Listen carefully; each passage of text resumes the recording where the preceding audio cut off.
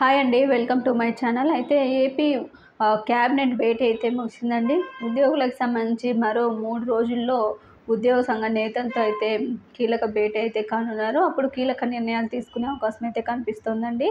అయితే ప్రస్తుతానికి AP cabinet భేటీ 24వ తేదీ జరగడం అయితే జరిగిందండి. కానీ ఉద్యోగులకు సంబంధించి, పెన్షనర్లకు సంబంధించి, ప్రభుత్వ ఉద్యోగ పెన్షనర్లకు సంబంధించి ఎలాంటి నిర్ణయాలు కూడా క్యాబినెట్‌లో అయితే చర్చించలేదు. ముఖ్యంగా బదిలీలకు సంబంధించి అయితే చర్చించడం జరిగింది. కానీ ఎక్కడా కూడా వారికి ఉన్నటువంటి సమస్యలు కానీ, అదేవిధంగా బకాయిలు కానీ, ఐఆర్ ప్రకటన కానీ, పీఆర్సీకి సంబంధించి కానీ ఎక్కడా కూడా ప్రకటన అంటే చర్చించలేదండి.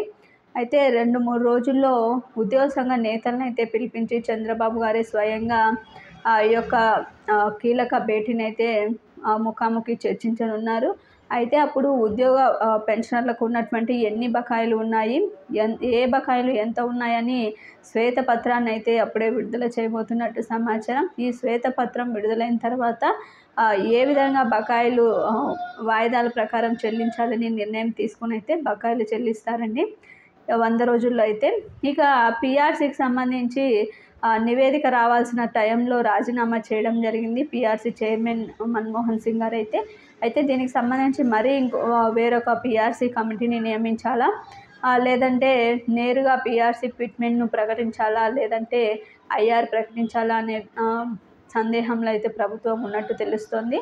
అయితే ఇప్పుడు ప్రస్తుతానికి ఐఆర్ అయితే ప్రకటించేసి కొద్ది రోజుల తర్వాత పీఆర్సీ నివేదిక తొందరగా వీలైనంత తొందరగా ఏర్పాటు చేసి తర్వాత పీఆర్సీ ఫిట్మెంట్ ప్రకటించే అవకాశంలో అయితే ప్రభుత్వం ఉన్నట్టు తెలుస్తోందండి.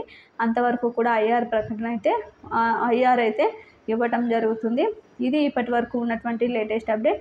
దీని మీద పూర్తి క్లారిటీ అయితే మరొక 3 రోజుల్లో అయితే రానుందండి. ఉద్యోగ సంఘ నేతలతో చర్చించిన తర్వాత మనకి పూర్తి క్లారిటీ అనేది అయితే రావటం జరుగుతుంది. మీకు వీడియో నచ్చినట్లయితే తప్పకుండా లైక్ చేయండి, షేర్ చేయండి. Thank you for watching.